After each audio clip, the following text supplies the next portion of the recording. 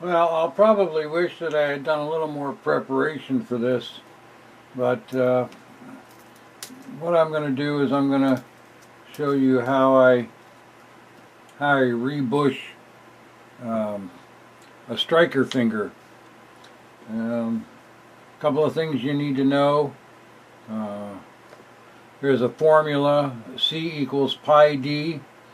That's used for figuring out the diameter, the circumference of the hole in the finger. You need to know that. I'm going to try to stay in frame here. Okay. You need to know the circumference of the hole. I've taken a drill from my drill index, and I found one that just fit. When you take the old one out, you got to make sure you clean off all the old glue that's in there. So, but this just fits into there. And then I take my micrometer.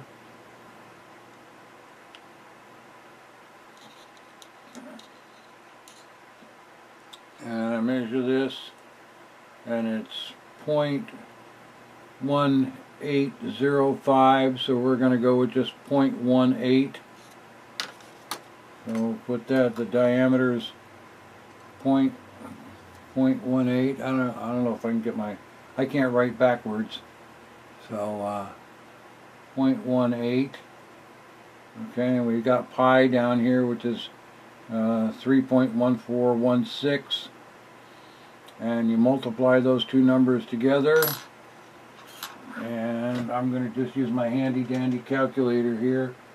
3.1416 times 0.18, and that equals 0.565. Okay, well, 0.5 is a half an inch. And I'm not going to try to do fractions on this. I'm just going to go ahead and set this to 0.565. Okay. And we have a piece of bushing cloth here. This bushing cloth is 43 thousandths. And I'm just going to go ahead and mark this. Remembering that that the line that I have is, when I cut it, I'm going to cut it on the outside of the line. Okay.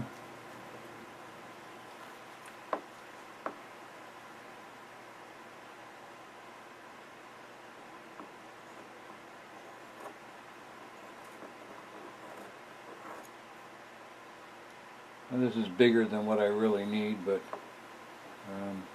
and then you take the end, this is where the bushing is going to go. You take the end of this and you trim it down so it looks like that. And then you kind of squeeze it over like this, so you can put it in the hole.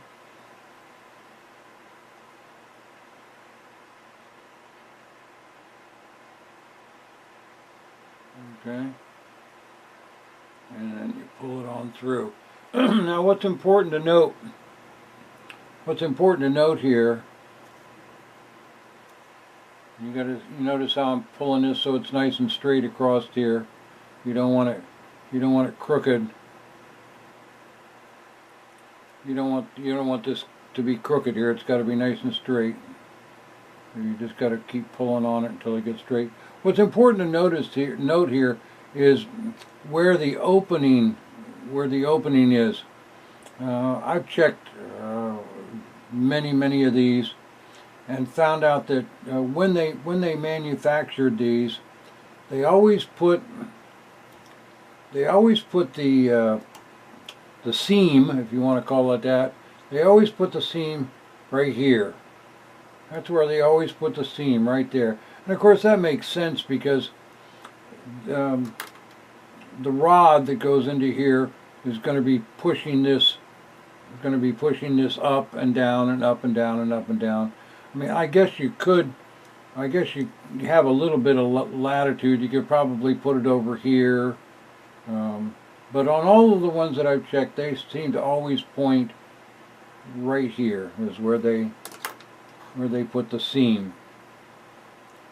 So when you're putting this in,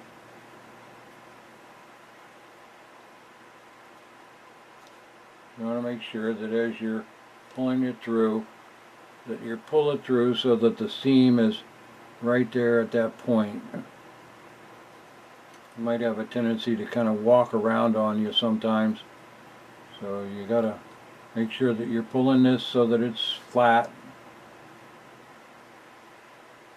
And you can pull on one side of the cloth or the other to get it flat, and then pull it so that the seam is right where it belongs.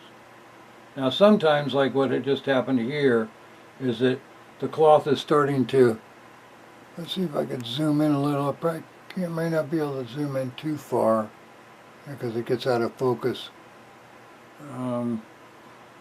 What's happening here is that the cloth is actually folded over on itself. In other words, it's overlapping, and when that happens, you got to make sure that it's not overlapping. You just got to keep an eye on it as you're doing it.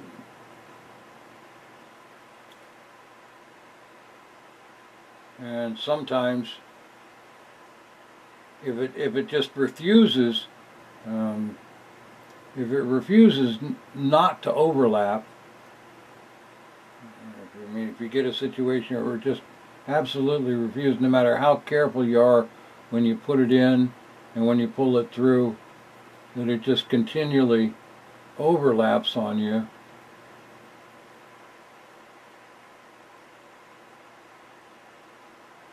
Then what you need to do is you need to make the strip just a little bit more narrow, because it can't overlap.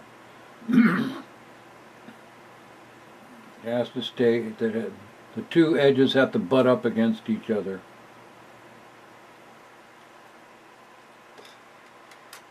And sometimes you could take a rod. I have a rod that's the same diameter as the rod that goes in there, and you can see. I dropped my drill. This rod is the same diameter as that, and you can see that this rod goes in and out of there, and I can feel that it's not overlapping. And then as you get, now I'm using, and for this demonstration, I'm using cold hide glue. They originally used hot hide glue when they did this. You don't want to saturate this. You don't want to saturate the felt, but you want to make sure you get enough glue on there so that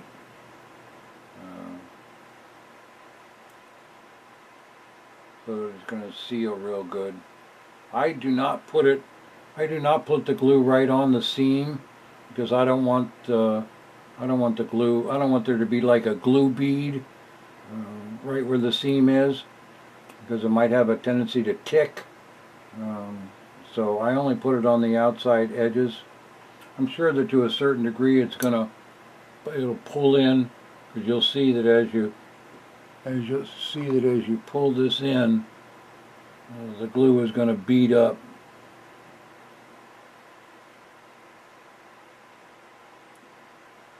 You see how the glue is beading up right there, right around here. And, you're going to want to get rid of that excess. In case you're wondering, I'm cleaning this brush off on my pants. In case you're wondering, where is that glue going that you're wicking off of there?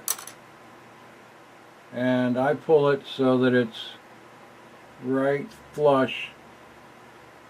I hope you can see that. I'm pulling it so that the felt is right flush with the edge there. Now naturally you want to make sure you put enough glue on that there's glue on, you know, both sides, so you got to put on whatever the width of the finger is. You want to make sure that you put the glue on so that it'll go edge to edge. And then you wait for that to dry. And then after it dries, you take a razor blade or something like that and cut off the other end.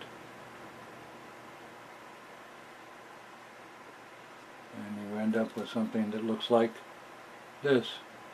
And you can see on this, you see how the felt is on either side. In other words, the piece of felt is actually as wide as the finger is, even though you may not be able to see that when you look at it like this.